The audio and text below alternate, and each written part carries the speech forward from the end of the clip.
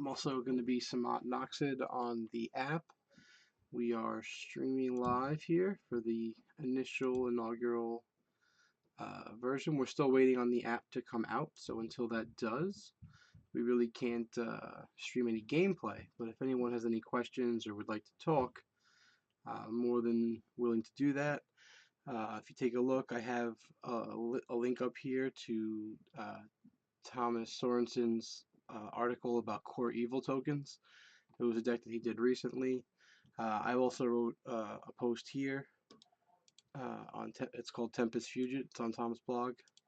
It's pretty interesting. Basically, I talk a lot about timing, about some really cool cards and some effects. So one of the cards I talked about is Thought Plucker. So if anyone takes a look at my hat, you might notice the Pluck U. Pluck U is the name of our team. And so, yeah, it's based off of Thought Plucker. We thought, upon playing the game for a while, that Thought Plucker was the best card in the game. There's a number of reasons for that. Thought Plucker initially comes into play is a +2 card advantage, right? You draw a card, your opponent discards a card. It's an ambush creature, so it's a great off-turn play, especially if you can do it after your opponent's gold has been used. It really limits the amount of answers that they can have to use on it. And so for us, Thought Plucker was immediately the best card in the game for that reason. It also forces your opponent to use their gold on your turn quite often if they don't have a zero cost answer to play um, for it, and that's really effective at controlling the tempo of the game. A lot of our winning lines in early testing were based around stick a Thought Plucker and then go from there. Some other ambush creatures from core set only. For those just tuning in, I'm going to focus mostly on core set only stuff unless the question pushes me elsewhere because we only have core set available in the early app. And so, some other core set cards that have ambush that then have great effects on our turn are things like Vampire Lord or Angel of Mercy.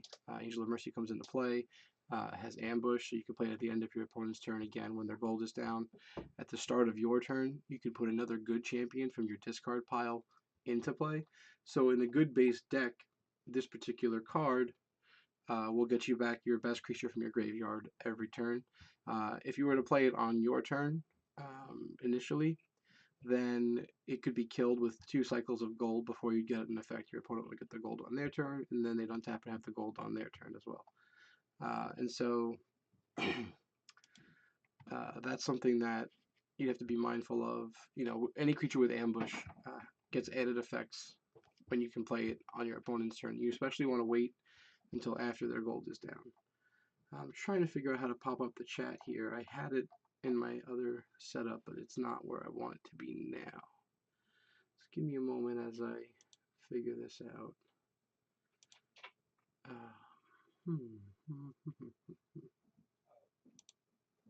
Don't know why the chat's not up. I am not proficient enough with this yet, but I'm working on it. Okay, oh, here's the chat. Okay, for some reason it was minimized. These are whispers. I don't want whispers, I want chat. Let's see.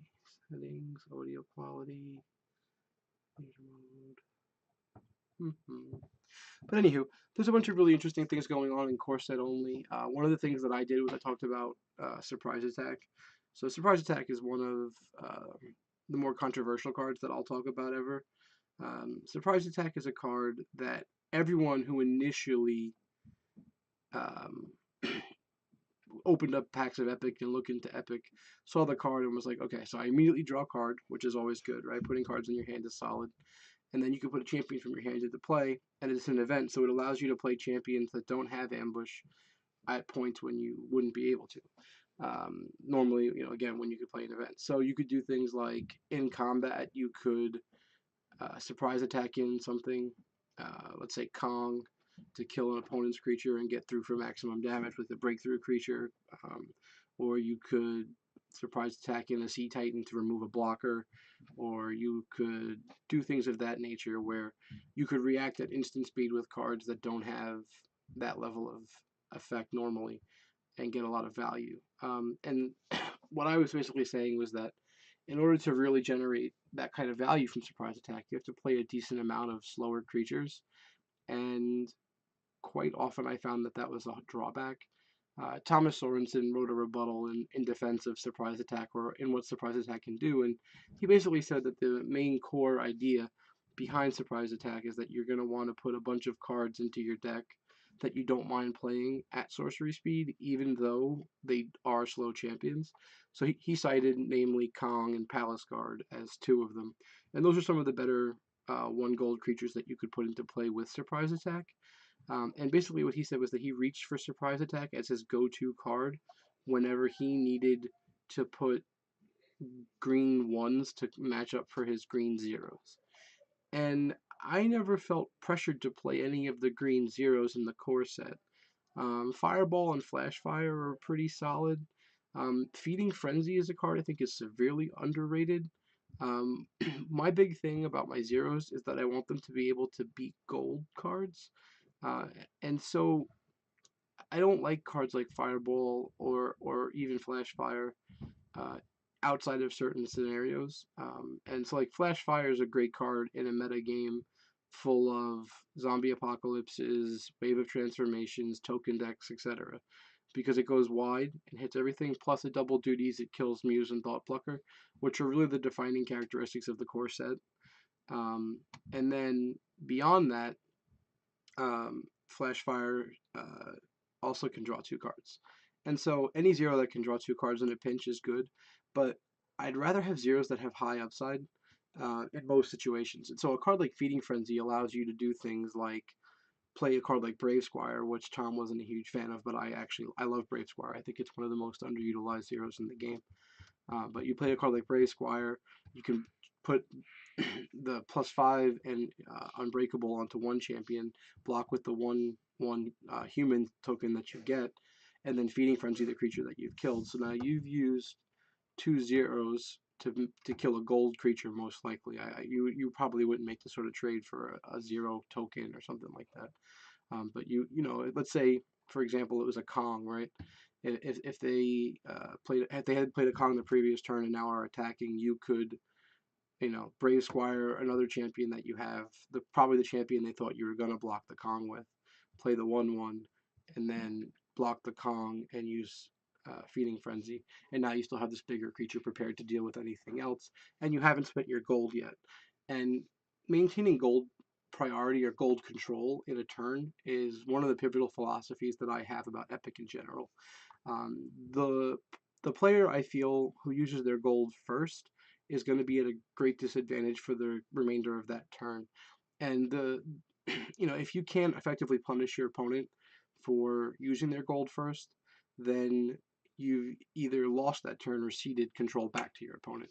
So like, a lot of times people will be like, I'll draw 2 cards, and the other person says, oh, I'll draw 2 cards as well, right? And in that case, the person whose turn it was, they didn't advance their board, and they either used their gold first and got away with it by not being punished by their opponent, or they waited to use their gold and didn't have a punishing card. And I think one of Tom's articles, he touches on cards like Rampaging Worm, which is a 14/14 blitz, right? And it's very it's a very interesting card. It's often not played, and the reason why is because it can be blocked quite easily. Anything can get in front of it, and you know the term chump block it can be used, and you kind of just, you know, you soak up the damage for 1 token. You know, a card like um, well, I was gonna say Urgent Messengers, but that's not legal until the next step. But a card like Urgent Messengers, which makes 2 tokens and draws 2 cards, essentially stops Rampaging Worm from being effective for 2 straight turns. And there are cards that get around that, right? So you could lash the Rampaging Worm, and then that would give it breakthrough. You could rage it. I think rage is one of the better zeros in green. You know, I see people often splashing Lash, but I would much rather have Rage in many spots. You know, Rage is again a zero that can draw 2 cards, and it's a zero that can give a creature higher level of attack power, +4/+4, and and breakthrough. So I like Rage a lot. I would definitely suggest using Rage if you were in, um, if you're splashing out of green. If you don't necessarily need Fireball or Flashfire, I think Rage is the card that I look to the most. And again, I sneakingly use Feeding Frenzy in a lot of decks that splash for Wild. Part of the problem with splashing for Wild is that Wild is a Wild is powerful, but you have to go very deep into the Wild pool to extract most of that power, right? It's like Raging T-Rex is just a high quality card, even though it's a slow creature. It's a draw 2 that's also a 12/10. And so, like, that is very attractive, and you'd want that card. And in order to extract value of a loyalty 2, you kind of want to have at least 27 loyalty in that color. And if you do have 27, you want to make sure that most of your cards also cycle you through to draw you other cards. And that most of the cards that are doing that cycling aren't the color that you want loyalty in. So, like, let's say you had 27 wild cards. If you had, let's say, 33 Sage cards or something along those lines, you could push your wild count further down to something like 27, because your Sage cards will almost always be pushing you through your deck and drawing you into more cards, and most of the time they'll be those wild cards you're looking for, or there'll be more cycling to get you to where you need to be. Um, so yeah, I like those cards a lot. And T-Rex pushes you deep into wild. But if you're in another color and you're splashing for wild, especially in the core set, the pickings are somewhat slim. Cards you could look to are Hurricane. It's the best off-turn sweeper that doesn't kill all your guys inherently. So if you're playing a bunch of big champions like Sea Titan, or even Kong, Frost Giant, things of that nature, a card like Hurricane could get rid of all of your opponent's creatures while leaving your attack team intact, and that could be something you're looking for. Triceratops, it's a big creature, 10/10, breakthrough, draw card. It's a great establishing champion. Um, Sea Hydra is often underlooked, and that's mostly because it has an underwhelming beginning. It's a 5/10, but if you were to play other cards along with it, you could really extract a lot of value. One of the cards I like a lot again is Brave Squire. Brave Squire with Sea Hydra, you can quickly turn a situation where your Hydra was going to die and not kill their creature, it looks like a chump block, into a situation where not only does your Hydra kill their creature, it survives due to the unbreakable bonus of Brave Squire, and then gets huge. And again, it's a card that when it comes to the play, it draws you a card. So you always want to be concerned about your hand size in Epic. The game is binary, and so you can only do one thing per turn, and you can do that for you draw one card for every 2 turn cycles, right? So at the beginning of the game, you have a 5-card hand. If you draw one card per turn and you don't accelerate through that and draw extra cards, at the end of the 10th turn of the 5th turn cycle, you will have run out of cards if you haven't drawn additional cards.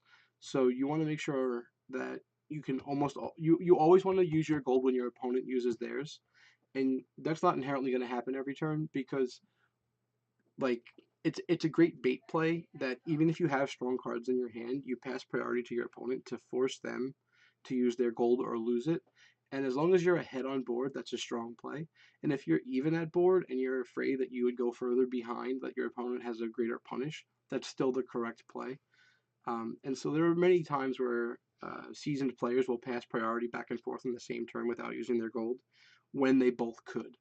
And that's something, that level of patience is something that takes a little bit of time to develop.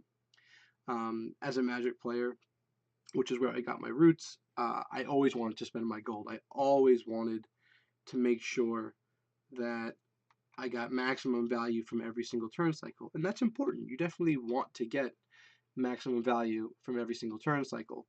But at the same time, you have to make sure that you are understanding what's happening with the the turns. And like, if you're going to give up more value even though you're going to get more value, that's a bad trade for you, right?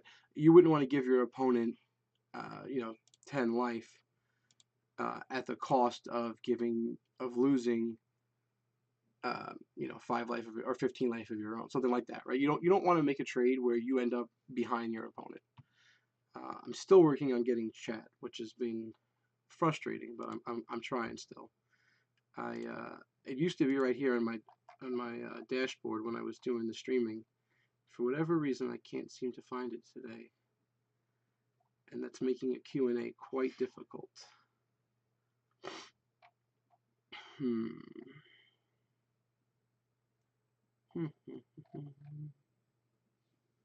know I have chat enabled because I went through and added a whole bunch of extra fun things. Oh, I should also resize this window in OBS so that I can show you my cool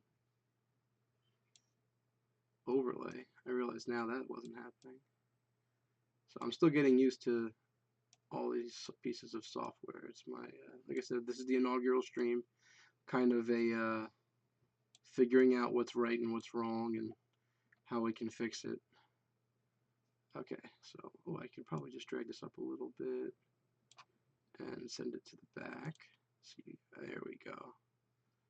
Good. All right. So I figured out how to set up this window. That's nice. Now if I could just figure out how to get chat.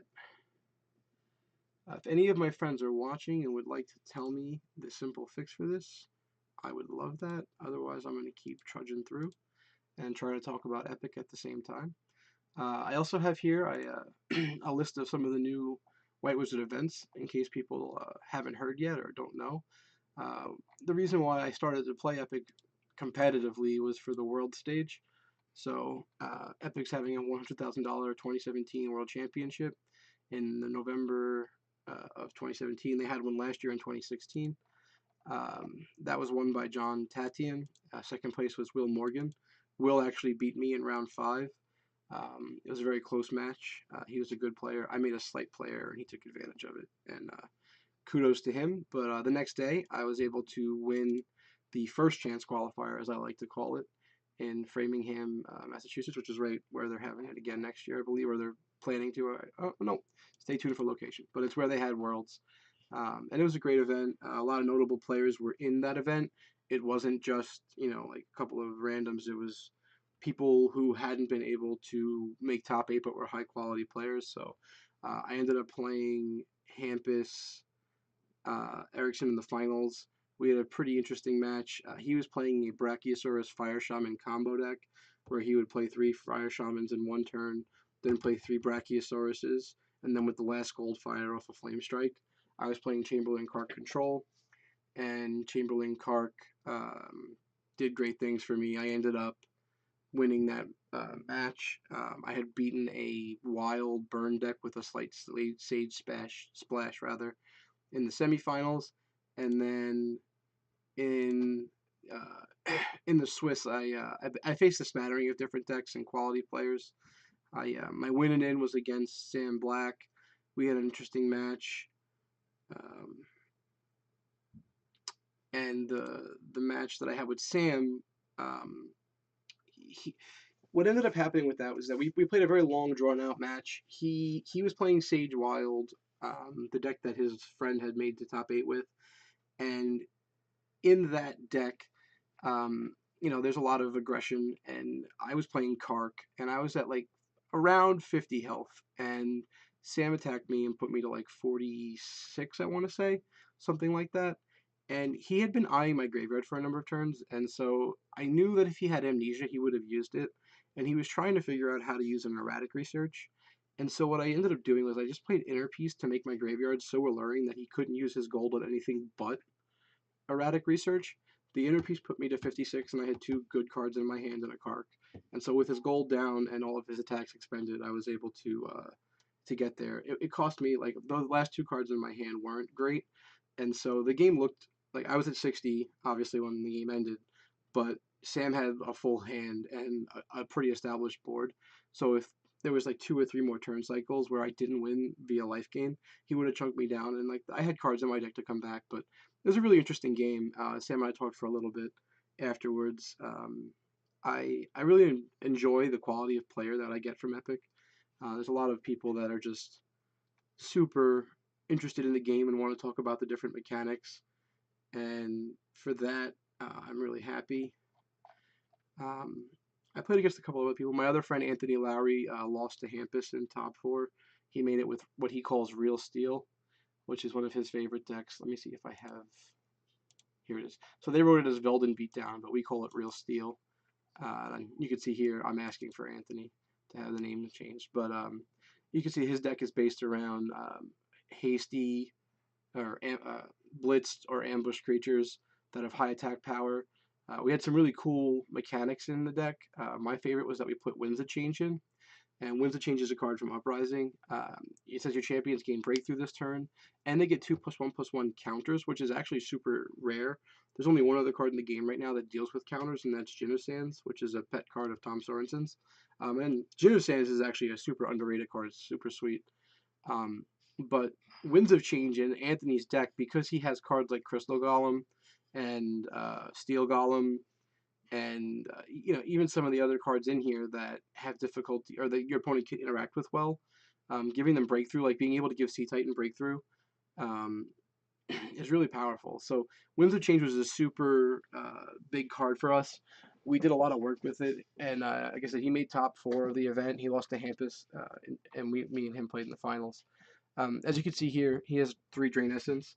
So anyone who's just tuning in to Epic at all or doesn't know too much, this is going to be the #1 defining card of any metagame. Like Thought Plucker and Muse are going to define how decks are constructed, but every deck is going to contain Drain Essence. And so what Drain Essence does is it removes a threat while also giving you a cushion. And that cushion is relevant whether you're playing control or aggro because the mirror match is so swingy. Like that's the thing about Epic is that every card's super powerful. And so no deck is super outclassed to the point where there's no chance for it to win. And as long as that exists, you need to have some way to gain a cushion for variance or for when your opponent has a couple of cards that are stronger than you or can force you into giving up gold advantage in a turn and then punish you. And so Drain Essence does that better than any other card. 30 life seems like a lot when you come from a game like Magic where you get 20, but that goes down in huge chunks when the average creature is like 5 power, 6 power, as opposed to Magic where typically you're talking about 2 or 3 power creatures. But yeah, he's got a bunch of other fun things. Surprise Attack and Lightning Strike are there just to. Surprise Attack is to get tempo control, Lightning Strike is to get blockers through. And again, Lightning Strike is a lot better when you can give your creatures breakthrough. So in a situation where you're attacking with a bigger creature, they block, you give your guy breakthrough. If you are able to kill their creature, all the damage gets through. And so there are times when combat damage math changes significantly with a card like Lightning Strike, where that instead of being 5 damage to a champion, it translates to being 5 damage to a player. And that sort of thing did a lot of work for Anthony. He really enjoyed the deck. Wither, again, that was just a 0 cost answer to Thought Plucker or Muse. And as I said earlier, those 2 cards are so powerful. The investment on both of them is so cheap, and the payoff is so high that the average person is just almost always going to be running at least one, if not both of those cards. So I would definitely be prepared to deal with those cards. I'm still trying to find chat. And every time I click, okay, finally got it. Alrighty. Let's see.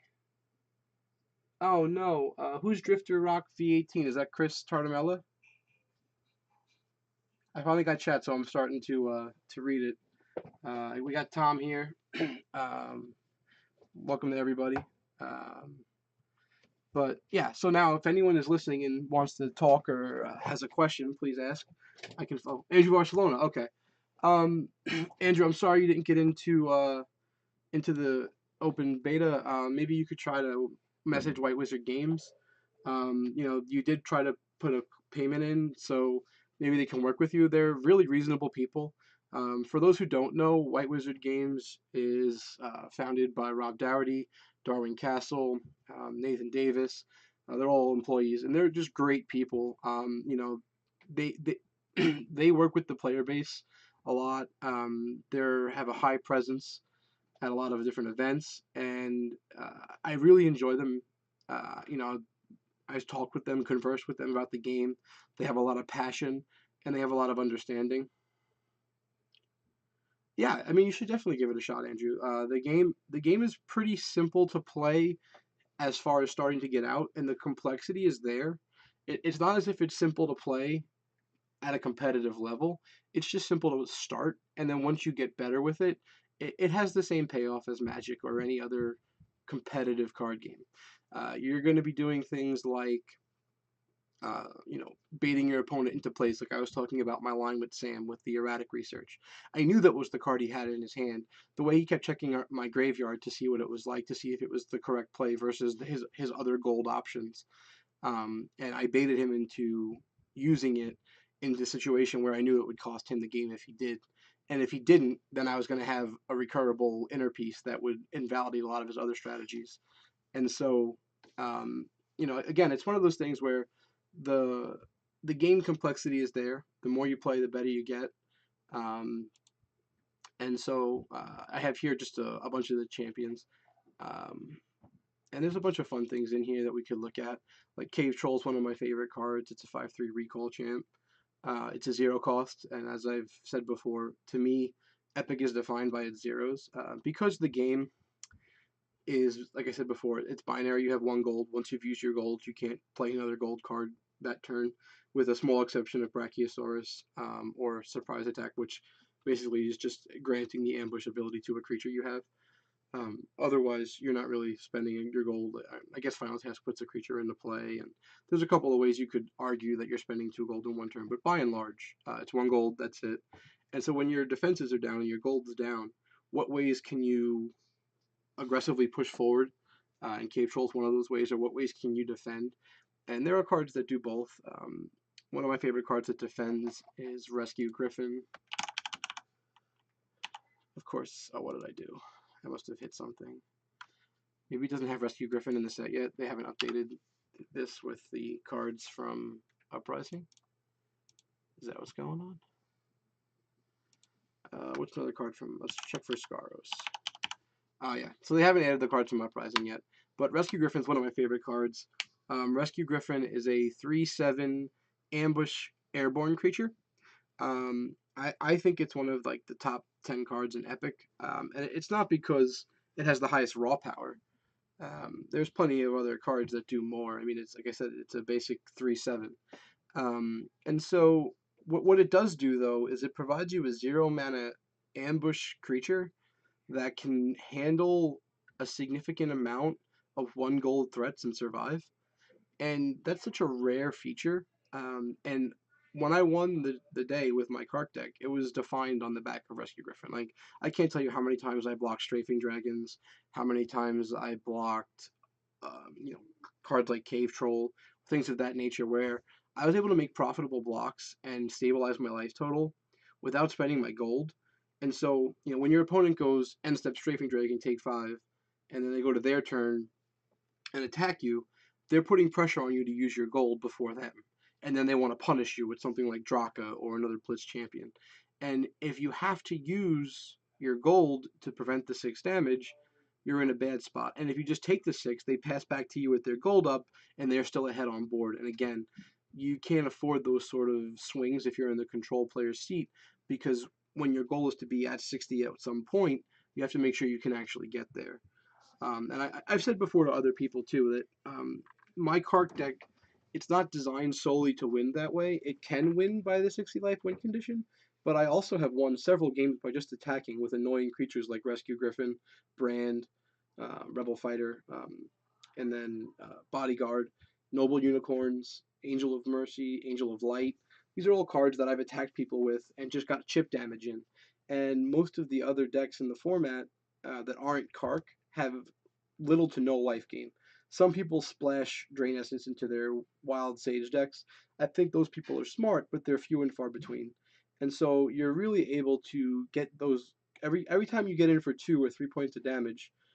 You really chip your opponent down. 3 points of damage when they start at 30 is 10%, and if you can do that 10 times, you win. And so, you have to be available and ready to attack. Know when you're probably going to have to cast an off-turn sweeper on your opponent. Know when you have a ceasefire, so you only need one blocker. Things like that. And like, so Tom asks, how have I liked Angel of Mercy and Kark? And the answer is very much. I have 1 copy in the deck that I won with. It's possible that 2 is correct, and here's why. Kark is one of the worst cards to play and to just play. Like, first of all, information in Epic is huge, and so revealing loyalty triggers to get max value on your Kark is really, it's not ideal. You don't want to be doing that. You don't want to tell your opponent what your responses are going to be because then they can craft appropriate lines to take advantage of it. And the body, while not insignificant, is not. It doesn't match up well with anything else. It only has not the power's not right. The toughness isn't right. It's not really what you want. And so I see a lot of decks with 3 Kark, and they get hands with a bunch of Karks in them, and they get kind of gummed up there. What Angel of Mercy does, it allows me to reduce the number of Karks in my deck, because let's say I've played a Kark and it's been killed, or I had to discard a Kark to a card like Thought Plucker, or Psionic Assault, or Knight of Shadows. What I can do is I can discard the Kark, bank it for later, and then end of turn, Angel of Mercy, trigger in the beginning, bring back the Kark, gain a bunch of life, play another Kark from my hand, gain a bunch of life, win the game. And I've had that come up, that interaction, way more than I ever thought. Or even like I can bring Angel of Mercy end step, bring back Angel of Light to gain 10, and then drop the Kark down. And my opponent doesn't get a chance to respond with gold in here if their gold is down at the end of their turn. And so Angel of Mercy pays off all of our creatures that have tribute abilities, and it pays off all of our creatures that have life gain attached to them, while also allowing us to reduce the number of Karks in the deck. I've had a final task come in and out of the deck for the same sort of reaction, where I wanted to have a 1 less Kark, but I wanted to also not have 1 Kark in the deck, or 2 Karks in the deck, rather less than 2 Karks. And so that's kind of where those cards are fitting in. I think Angel of Mercy is a very underrated card by people. It's basically Ray of Dawnbringer for those who play Magic. You get to bring a card back from the graveyard and then put it into play. The restriction is that, unlike Raya, which can bring any creature back, you have to bring a good creature back. However, Kark decks are typically good loaded because you want to have loyalty triggers for Kark, and most of the life gain um, is attached into good factions, and so it's not a penalty for you to be playing a lot of good creatures. Um, Tom also mentions that there's been a prevalence of discard pile hate, and he said it hasn't been obnoxious against Angel of Mercy. Well, so discard pile hate exists, and at Worlds it was played a little bit more than it was played leading up to it. But even still, I think people are not effectively protecting their graveyards in Epic, and they're certainly not, or honestly protecting their graveyards. They're not attacking their opponent's graveyards, is what I meant to say. I apologize. And so, like, if you're not playing 2 to 3 copies of Amnesia, another 0 cost graveyard control card, and either Erratic Research or Grave Demon, I think you're making a mistake. I think you're not understanding the fundamental principles of what the game boils down to and how players are constructing their deck. In Tom's rebuttal for Surprise Attack, he comments that it puts a card in the graveyard, and it's a subtle but important point to understand why he makes that claim. It's because when you put a card in the graveyard, you begin to enable your recycle triggers. And recycling is how you keep your hand high in a constructed match with cards that don't say draw to. And if you're able to control a player's graveyard to the point where they have 1 or 0 cards in their graveyard, they're unable to recycle, right? And so a card like Guild Demon can put a lot of pressure on an opponent, and it can really wreak havoc on someone who is relying on their graveyard. If you have followed me in Epic at all, you would know that when I won the constructed qualifier at Gen Con, I played a deck that was created by Rich Shea, who's another great Magic player. He actually streams here on Twitch. He streams Magic though. He's part of the VSL. I think I think he's Dr. Rich Shea or something like that here. I know I actually subscribe to his stream, but I don't remember the handle. Normally it's the Atog Lord, but I want to say that that's not what he has for Twitch. I want to say it was taken, but my point goes back to Rich's deck. It used Soul Hunters, Inner Pieces, and Plentiful Deads to punish Thought Plucker specifically, and Knight of Shadows and Psionic Assault tangentially.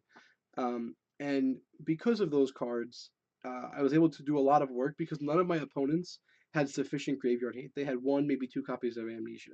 At Worlds, people were playing the full 3 copies of Amnesia, but that was it. People were stopping there and thought it was okay. And I think as more and more people play competitive Epic, they're like Amnesia as a 3 of is almost a guaranteed card.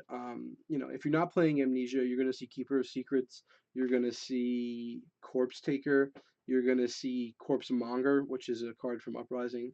You're gonna see Grave Demons, Erratic Researches. Like the control of the graveyard matters so much more than the competitive scene would seem to tell you. You know, I think part of the issue with deck development was a lack of high quality events, and that's through no fault of anyone. But we're getting 10 maybe 15-man events at a convention once a month, and that's it. There wasn't stores having weekly events, there wasn't an app, and so people weren't getting a lot of information, and they weren't updating beyond what they were doing. And so, as I said in the very, very beginning when I started this, Sage Wild was the number one deck everyone came to, whether it was Wild Sage, Sage Wild, however you want to dub it, however you wanted to slant, whether it was, 30, 33, 27, someone was even 57, Wild, 3 Sage, however you want to do it. That was the combination of colors that seemed to gravitate for most people because Wild has the biggest creatures, Sage has the tempo, you put them together and you win the game. And it's the easiest puzzle to put together, and so everyone had it. And so the control players were able to craft decks that could beat a stationary target, which was this Sage Wild conglomerate. And like I said, within that there was some deviation. The heavier Wild decks played bigger creatures and some more burn. The heavier Sage decks tend to play more discard and more tempo. And the things that you want to beat both of those are different, but a lot of it hones together. So cards like Drain Essence, like I said before, Thought Plucker and Muse were in a lot of decks, so you needed zero cost answers to deal with those creatures because you couldn't afford to use your gold all the time. Things like that.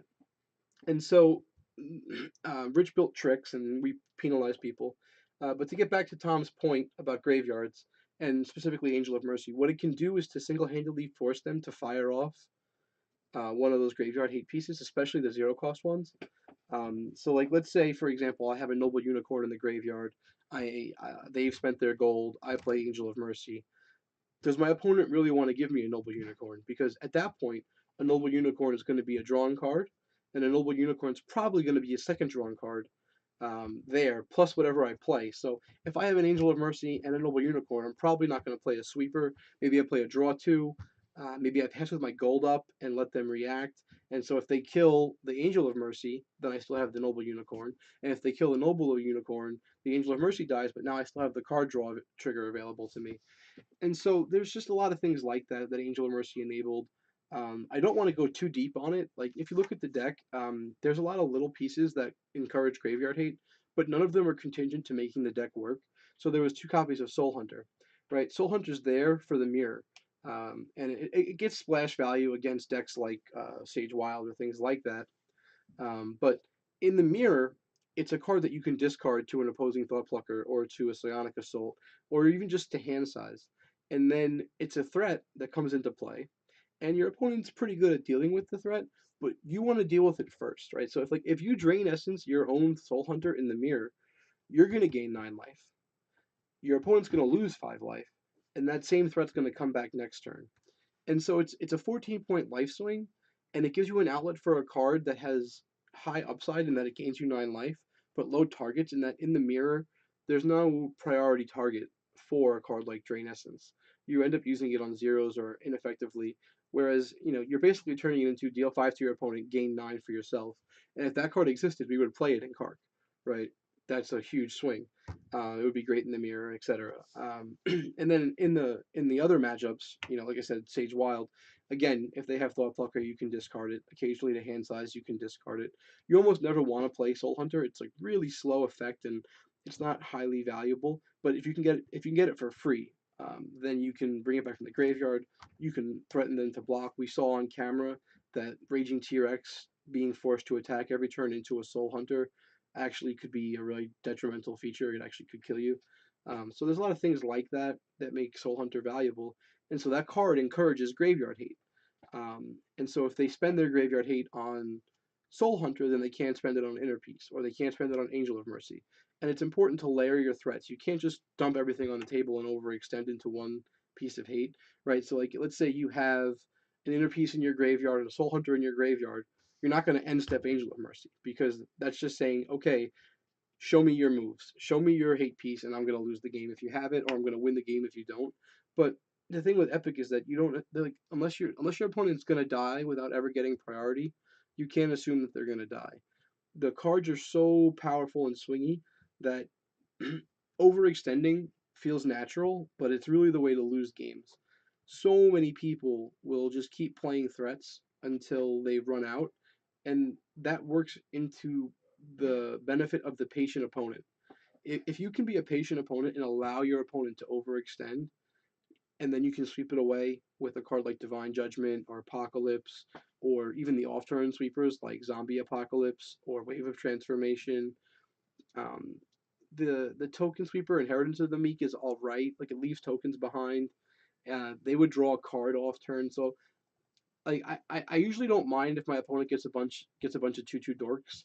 I really don't like giving my opponent giving them a card. um, it's a really big punish. Like cards in this game are so valuable. It's such a highly fought after resource that just gifting one to my opponent is not really where you want to be. The new sweeper from Uprising called I think it's Martial Law. I don't remember offhand, but it's the card that I played in my cart deck, and it was amazing. It was an off-turn sweeper, and like they got some 1/1s, and that was more than fine with me. I actually did use it twice on the day to make 5/1/1s of my own and start attacking. But that was really those were in games that I was pretty far ahead and wanted to get my gold out. My opponent had drawn 2 cards on my turn. I didn't have a way to draw 2 cards. Thanks, Tom. So Tom's confirming it was martial law, and I get 4/1/1s, not 5. But yeah, I made 4/1/1s. I think it's actually 5, Tom. I think they get 2/1/1s if I use it off turn, and I get 5/1/1s on my turn if I use it. But it's been a little bit since I've played the card or the deck. Unfortunately for me, there's not a really big community up here, and I have to basically meet up with Jonah Acosta, Kyle Coons, or a couple of other people that I know to play Epic, and so um, I just haven't had the chance to do so in a pretty long time. I'm really looking forward to when the app goes live, being able to play with people all over the country.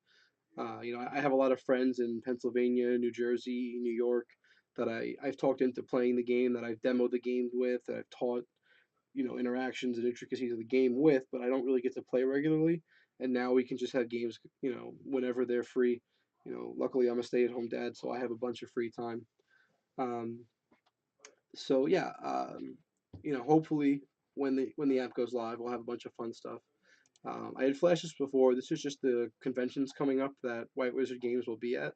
So Origins in Columbus, Kineticon in Connecticut, right around the corner from me, RopeCon in Finland. So, oh wait, it looks like they will not be there. Okay, White Wizard won't be there, but they will have a tournament to qualify. So hopefully that's where my friend Hampus Erickson can make it. He's one of my favorite. they get 4/1/1s. What do we get when we play it on our turn, Tom? Is it 5? Tom's looking up the card for me, so that's why. Gen Con in August. I will be there. Depending on the size of the event, I might be able to play in it. They said that they're going to allow us to play in the premier qualifiers and then pass the invite down because there's cash prizes attached to them as well. That's pretty sweet. Last year, once I qualified, all I could really do was help other people get qualified. Now that I could still play, I have an incentive to keep my edge, and I'm going to definitely be playing in the app. Constructed's my favorite thing. That's what I do a lot of. They're going to be at PAX West. They're going to actually be at PAX East this weekend. There's not going to be an event there, but they're going to have an event in PAX West. Dragon Con, and then Spiel in Germany. It looks like they might actually even be at Spiel because I don't see the disclaimer that they won't be, which would be pretty sweet.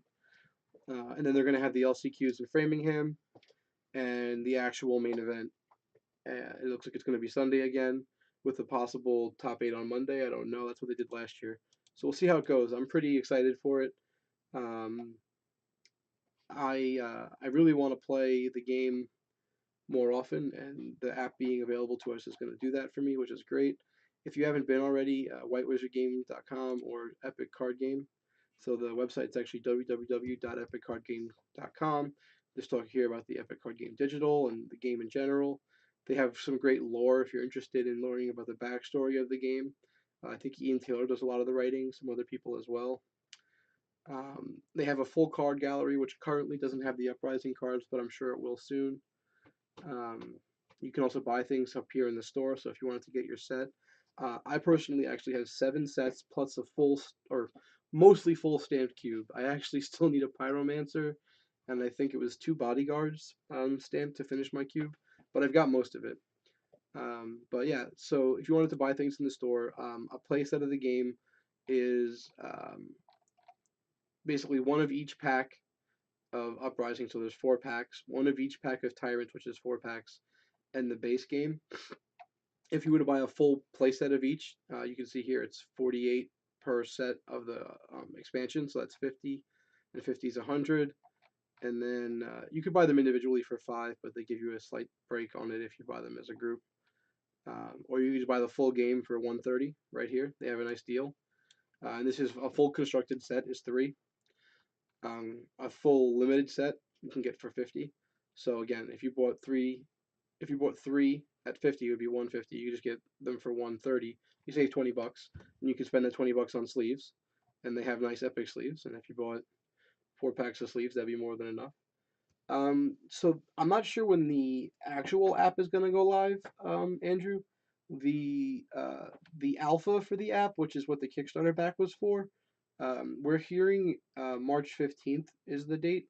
I'm probably gonna come back on and do another stream in a couple of days just to keep up, appearances and check with people, make sure everything's running.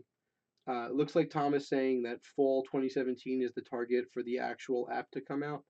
Now, obviously, fall is probably going to be, we're talking September, October, that time frame, and with uh, the main event happening in November, we'll see how that goes.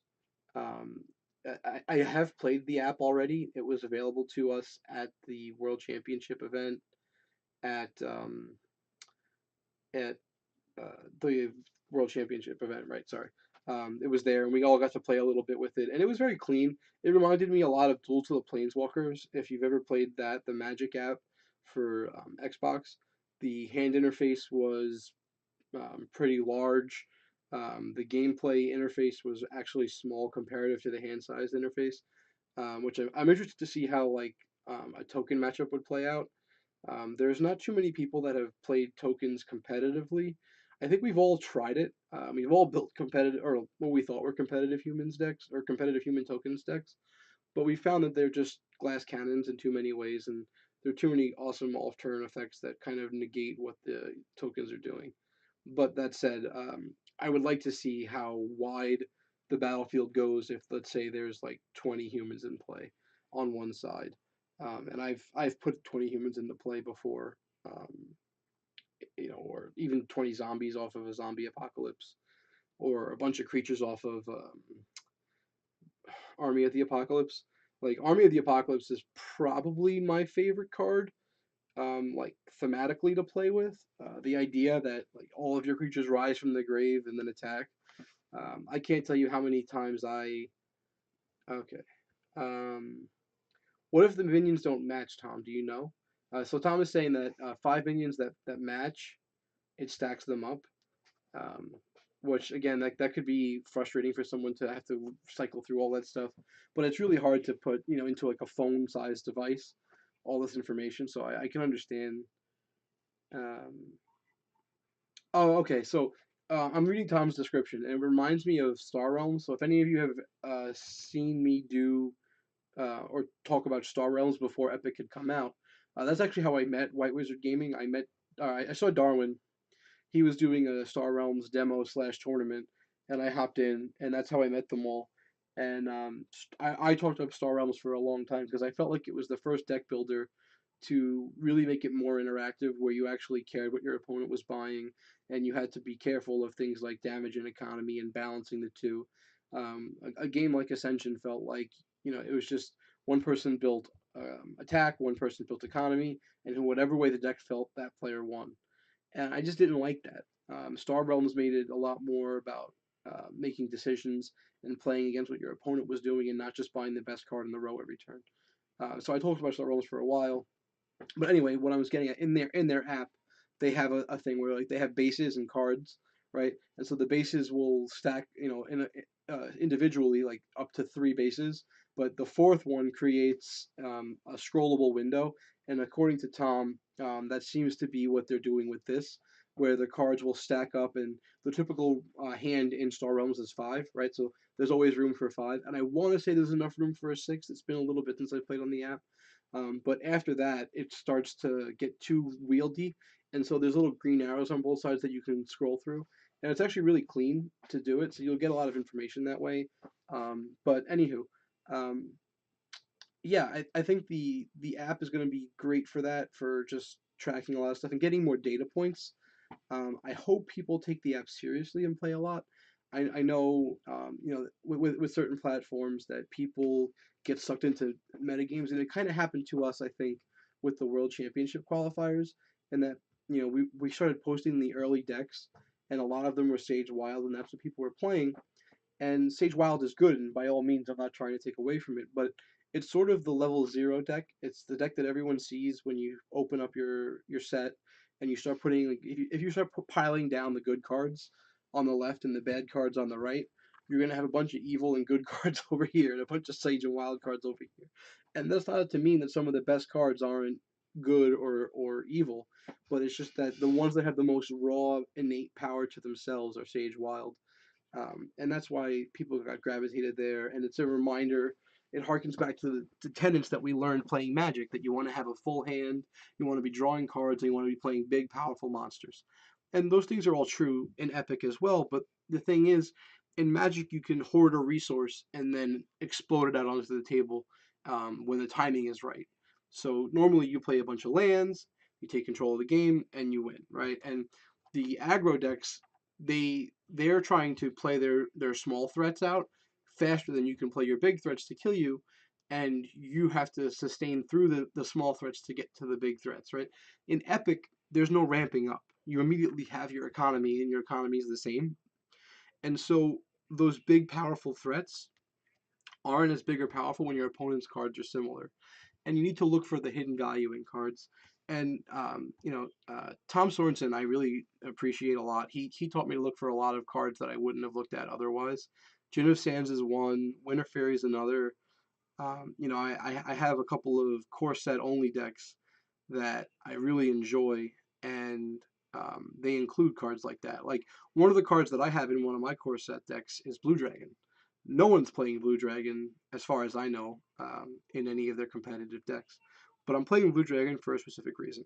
It's a flying creature. It deals 2 damage when it comes into play, so it kills Thought and Muse. It draws a card when it comes into play, and it's a recoverable source of 2 damage at the cost of a Sage Loyalty. And so I have a deck that utilizes that. And it's a great way to wean off some of the wild zeros that I really don't appreciate very much. Like, I don't like Flash Fire very much in decks that have to play 2 mana or 2 toughness or less creatures, and I'm playing a bunch in this deck. And I don't like Fireball too much because it can't draw cards in a pinch.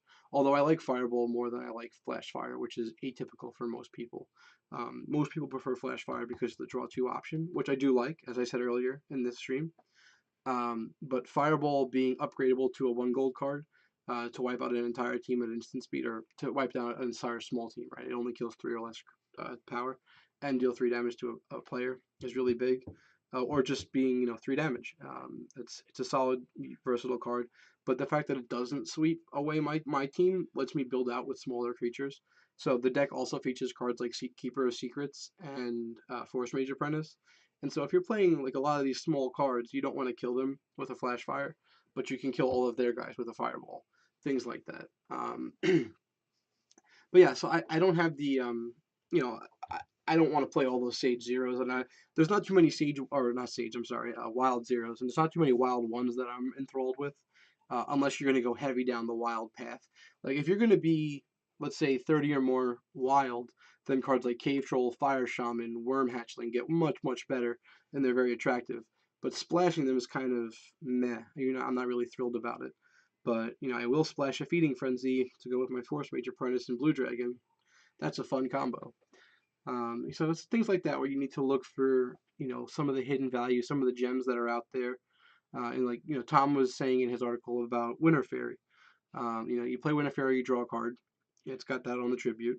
Whenever it deals damage, you draw a card to a player, and then you also draw a card when it's broken.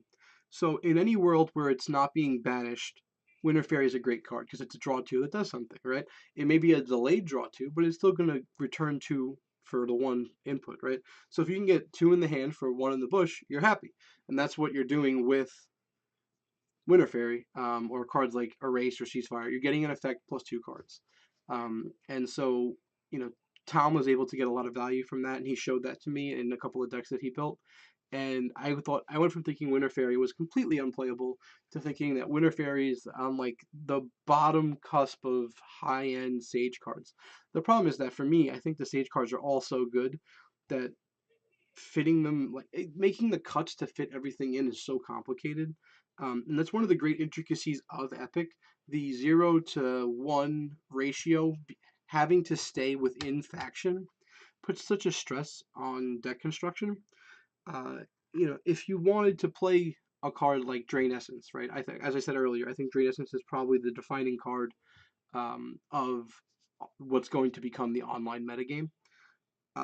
You're gonna have to play Evil Zeros. If you could just play 3 Drain Essences, um, and not have to worry about playing an on faction zero, even if it was just 2 to 1 zeros to ones, right? That would You'd see a lot more homogenization in deck construction. But because you have to stay within your color restrictions, finding the cards that match up with the card you're splashing for and the rest of your deck's important, right? Like I was just going on about how I don't want to play Flash Fire in my deck, even though it's probably more, it's a higher power level card than um, than Fireball or than Feeding Frenzy or any of the other cards that I could really get, right? It's one of the only off turn sweepers for tokens. Tokens are big in core only, or they're a lot of the pieces for them are still there, um, and so it's an off turn sweeper. Deals two to everything. Deals with Muse. Deals with Thought Plucker. Can draw 2 cards. Um, so it's just a simple thing to do, and so it's it's a world where finding the cards that match up is difficult. So Tom's saying in chat that the 3 1-cost evil cards are harder to find than evil 0 costs. I just patently disagree. I love the evil 1 cost cards for splashing. I think Final Task and Drain Essence can go in any deck. That's 6 slots right there. Um, Most of my decks make great value out of Army of the Apocalypse, so I like to play 1 or 2 of those. If I'm not playing a deck that does that, Zombie Apocalypse is usually just insane. It's an off-turn sweeper that if you've used Amnesia or some other graveyard control piece throughout the game, then you get to get a one-sided, creation, or I'll say one-sided, but they're only going to get creature. They're only going to get tokens for the creature cards they have in play. You're going to get creature tokens for the cards you have in play and the ones that are in your graveyard. Um, Tom says he doesn't like Final Task as much as I do. I don't know. I've had a lot of great experience with Final Task. Whether whether creating a blocker or creating a attacker, Final Task has been great for me. Final Task on Unbreakable Champions is really great. So if you haven't noticed that interaction before, just to break it down, Final Task brings a creature back from the graveyard. It attacks, and then at the end of the turn you break it, or rather it gets. Let me rephrase. It gets blitz. You're allowed to attack with it. You can also expend it if it has an expend ability. But at the end, you're supposed to break the creature. However, if you have a creature that is unbreakable or even just unbreakable on your turn, the creature actually stays in play. So as I said earlier, a card like Brave Squire, which makes a creature unbreakable, pairs amazingly well with a card like Final Task, because you're able to get in, you attack, you can even increase the damage if you'd like. Well, you have to increase the damage to make it unbreakable, right? But you get in for 5 extra damage if they're not blocking. That's great. And if it's, you can even trade up where your opponent thinks they're going to chump block, but in the end they end up losing your creature because of Brave Squire. But then the creature actually stays in play. So not only is your Final Task similar to Goryo's Vengeance or Shallow Grave in Magic, it's really more just like an Animate Dead with which that also gives haste or reanimate. So it's pretty sweet. Tom is saying that there's also some great zeros, Guilt Demon and Wither, which those are great zeros. We can also talk about Corpse Taker. I think Corpse Taker is criminally underplayed. Corpse Taker is a 0 mana, or 0 gold card rather. It returns a 1 gold champion from your discard to your hand, and you can expend it to put any card in a graveyard or in a graveyard, in a discard pile to the bottom of the library, or banish, right? And so like Corpse Taker is immediately a net zero, right? Because you play a zero and you put a card back in your hand, so it keeps your active plays high. It also lets you control the graveyard, and it's a 0/1. So like situationally, I've had Corpse Taker be better for me than Guilt Demon. And Guilt Demon is one of the best cards in the game. It's got Airborne, it's got Ambush, and it's got Blitz, which are three great keywords. Three of my favorites, actually. If I had to rank them, that's probably 1, 2, and 3, and that's because like unblockable is a keyword, but they don't really use it too often. I think there's only like 3 or 4 creatures that are unblockable. But uh, it's Guilt Demon being able to come into play, eat a card, and then attack and eat a second card before your opponent gets to react is a great way, like I said before, to cut off recycling. Recycling is one of the key ways to keep your hand up. So if you can force them to play cards out or play cards suboptimally to hold off on recycle triggers, you can make a lot of hay.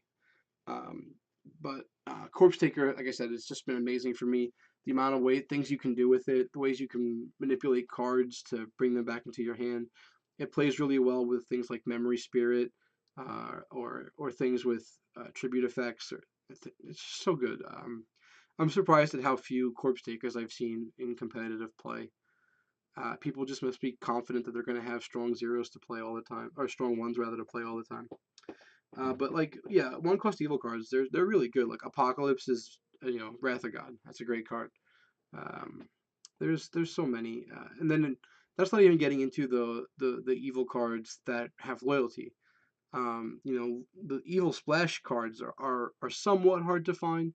I would say that there's 6 to 9 splash cards, like 3, 3, 3, 3, 3. So like when I say 6, I mean 2 cards, or 9, I mean 3 cards. But there are a few cards that are splashable into pretty much every archetype. But if you're gonna go heavy into evil, there's a lot of payoff in evil, especially in even core set. Like Necromancer Lord is one of the most busted cards in the game, and it plays amazingly well with Final Task, like I said before. Um, Final Task and Necromancer Lord. So at the end of your turn, you Final Task, you bring back Necromancer Lord. You show your loyalty to get Blitz. You Necromancer Lord. If you have a second one in your graveyard, you can bring that one back, and that one won't die from the Final Task trigger. Then you have the same loyalty, right? So you can show that again, and then get another card back. So instead of Final Tasking your Necromancer Lord and just getting one creature, you get a Necromancer Lord and the creature, and then on the next turn, right, it goes to your turn. You you Necromancer Lord again, because it on expands at the or it prepares is the correct term. It prepares at the end of your opponent, when at the beginning of your turn, and so then you can bring back the original Necromancer Lord. So now you have 2 Necromancer Lords in play, and you can start doing a lot of fun stuff with it. Again, if you can Brave Squire your Necromancer Lord, it'll stay in play. If you're playing Priest of Kalnor, you can do it. That's a 0 mana card. So let's say it was your turn, final task, bring back Necromancer Lord, Priest of Kalnor, make it unbreakable. It would survive. And there's a bunch of interesting interactions like that. But Necromancer Lord's a high payoff card. Medusa is a creature that comes in, kills an opponent's creature, and is able to block immediately. It's a 6/8, has a favorable body. It doesn't match up with the heavy hitters of like Kong, Sea Titan, etc. But it could block Palace Guard, Noble Unicorn, things of that nature. Um, and so it's a pretty solid card. I mean, if you can support Medusa, you're probably playing it. And there's a bunch of cards of that nature in Evil. That the deeper you go, Murderous Necromancer, that's probably the most underappreciated card that I can think of. Like Murderous Necromancer, just so much work. If you have loyalty for it, it immediately makes zombies. If you're able to do something like end step it off of a Necromancer Lord or something like that, you break it and make zombies for yourself. It's a must answer threat. And I think too many people are afraid to play it because it's somewhat slow. But I think core set only is fairly slow. Tom, what are you saying about Loyalty 2 for Unbreakable? Is that Priest of Kalnor? I think it is Priest of Kalnor that he's talking about for Loyalty 2. But yeah, so there's just a lot of really interesting things going on in the world of Epic. We could see here some of the tournaments. This is a grand qualifier at Pandemonium Games. So if you love Epic, I hope you're here. It's a random 60 with Dark Draft playoffs. Tom's agreeing that I was right. It was the Priest of Kelnor that you need loyalty 2 for. But I will be here because it's a grand qualifier, and apparently they're saying that we can play because it has cash prizes. See here, $1,000 in cash prizes. That means that people who are already qualified, like me, John, and Will, can play. I believe Will's in Florida when I spoke with him at Worlds, so it's unlikely that he shows up. But I believe John's in the area, and whenever there's an Epic tournament, he's been there. So I imagine he will be at the event. So I look forward to seeing him and congratulating him again. I didn't actually get to see him face to face when he won because I had to leave after my event ended. I had to Hampus had to make a flight, so I drove him to the airport, and then we all headed home. But yeah, I will definitely be at Pandemonium, and if they have more grand qualifier events, I will try to make them. Like I said, I will be at Gen Con. If they have any of them be grand qualifiers, I'll be playing. If there's anything else that come up in May or in between August and November, that's a grand qualifier I'll be at. I will not be at Kineticon. It's not in my budget. So they had said if you looked, when I was showing the other events that they had, that they were running an event at Kineticon, I just won't be there. Since I can't play, I don't really want to pay for a badge to go to the convention. I'm definitely going to Gen Con no matter what. I go every year. If you love games, I would definitely go to Gen Con at some point. They have a whole floor just for mini games. They have a huge section of the floor for D&D paper games. There's a whole TCG, LCG section. There's a board game section. And then there's the exhibition hall, which just has, all the demos of all the new games are out at Gen Con. There's even the test room. So if you want to get really in at the ground floor, you can test prototypes of games. Gen Con's a ton of fun. I recommend trying to get downtown housing just because traveling back and forth from the site, especially if you're in a group or a party, can be difficult. And if you're by yourself, it can get expensive. But you end up paying for either parking your vehicle and gas or for um, buses and shuttles. You end up paying either in time or in money the amount that's different for being downtown. But yeah, it's an amazing experience. I'll definitely be there. I hope to see more people. Um,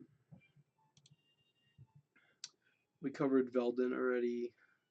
So I think I'm pretty much done for tonight. I would love to get in more, have more conversations.